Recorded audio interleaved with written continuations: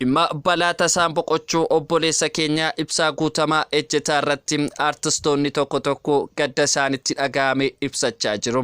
Saatii muraasaa dura fayyaa nagaa isaatii dargaggeessa burraaquu kan kolfii fi xabni irraa tolu karoora qaba, kaayyoo qaba, abjuu dheeraa qaba, dhimmaa fi finfinneerraa ka'ee gara Adaamaa deemaa ture. Karaatti konkolaataa isaa dhaabee viidiyoo waraabee TikTok irratti gadhiise kan jedhe Waloolataa Qana'ii Aagaati. Baatii afurii dura cidha tokko irratti magaalaa Adaamaatti waliin hirmaanneerra. Inni cidha sana guutummaatti qabatee to'ataa ture kan jedhe immoo gaazexeessaa Lalisaa Alamuu Biraanuuti. Amanuu fi namatti ulfaataa jireenyi biyyi lafaa kana akkasii amma jirta amma jirtu Ibsaa Guutamaa TikTokii kanarraa badaa namni wallaalee hin jiru.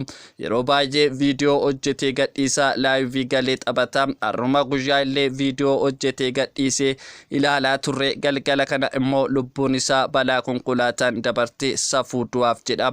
Waloo Kumaa Safaram. Saatii jaha dura viidiyoo isa dhumaa daandii Adaamaa Finfinnee irratti hojjetee gadhiisee daandii dhumaa kana irratti balaan irra ga'e yoo jedhan amanuun nama rakkisa. Ija maaltu si argate laata wayyoo Ibsaa Guutamaa maal jedhu kan jette immoo Moonet Beeskisaa Ejjetaati. Egaan guutummaa oduu kana qabannee isiniif dhufneerra hanga xumuraatti nu faana ta'a. Akkam turtu hordoftoonni Eebaa Broadcasting warreen maatii keenyan ta'in ammoo subscribe gochuun mallattoo bilbilaa tuqaa komentii jalatti yaadaaf qabdannuuf share gochuudhaan hiriyoota keessan bukkee geessisa. Ibsaa Guutamaa Ejjetaa abbaa isaa Obbo Guutamaa Ejjetaa fi haadha isaa Aadde Zannabuu Alamaayyoo irraa gurraan dhalaa 1990 godina Horroo Guduruu Wallaggaa bakka Addaa Hagamsaa jedhamu warshaa Sululaa Fincaatti dhalate. Seenaan Ibsaan ijoollummaa isaa irraa hanga har'aa hanga lubbuun darbeetti dabarsee seenaa xiqqaa fi akka salphaatti dubbannee bira dabarru miti. Seenaan isaa baay'eedha. Egaa addunyaa kanarratti kaleessa jirta har'a garuu jiraachuu keetiif waabii hin qabdu. Kanumaaf egaa hiriyaa kee irratti maatii kee irratti hojjetaa kee irratti dabaa yaaduu fi halkanii fi guyyaa kan dhiphachaa ooltuu fi kanumaaf ilmi namaa amtuu kan yaadaa ooltuu fi kanumaaf egaa ammeenyaa hanqaaqaa kan ooltuu fi kanumaaf egaa kan yaadannoo dansaa dhistee sobaa fi maqaa balleessiif hojjetaa kan ooltuu fi lubbuu biliqa baatuuf edaa dhiphachuu fi dabaa yaaduun hin barbaachisu. Jireenya kee har'aa gammadaa fi sammuu qulqulluu qabaadhu dabarsi.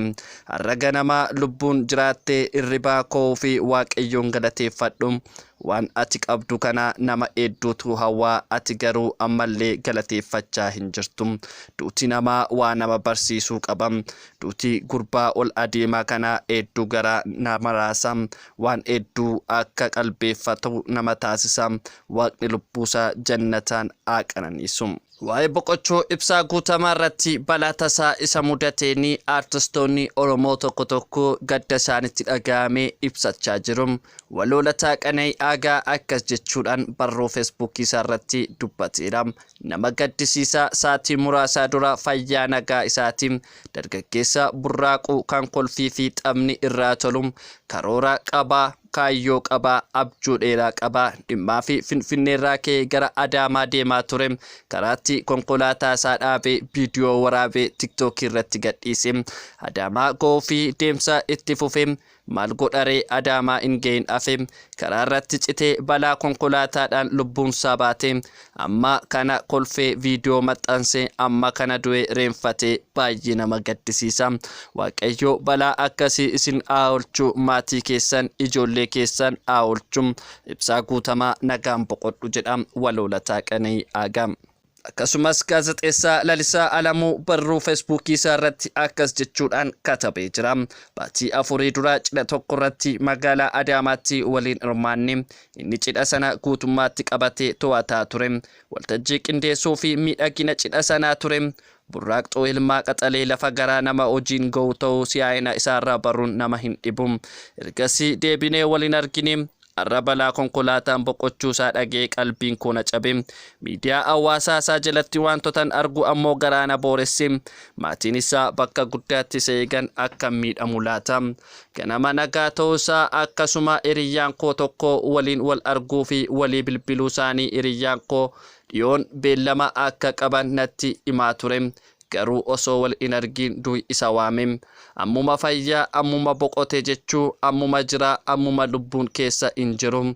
Duuti nama miidhuu duuti hiree keenya waan ta'eef garuu du'i akka malee nama miidha yookaan du'a balaa tasaa.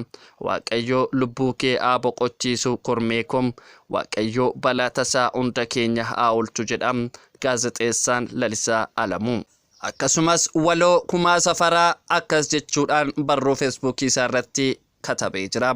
Amanuu fi namatti ulfaataa jireenyi biyya lafaa kana akkasii amma jirta amman jirtu ibsaa guutamaa TikTokii kanarratti badaa namni wallaale hin jiru.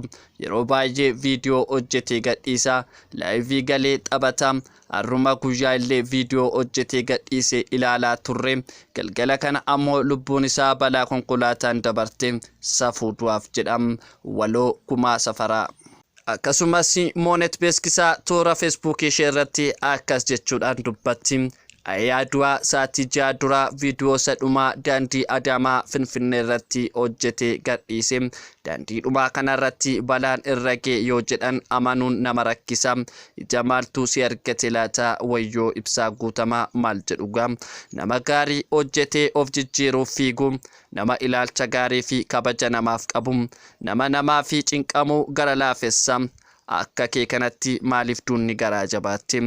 Kaanee gaarii ta'uu dhiifnu waan gaarii hojjechuu dhiifnu laata gaariin barakachuu dide.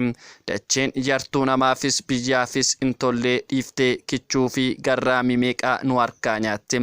Ibsaa guutamaa ejjetaa Rabbi lubbuu kee jannata haa qananiisu.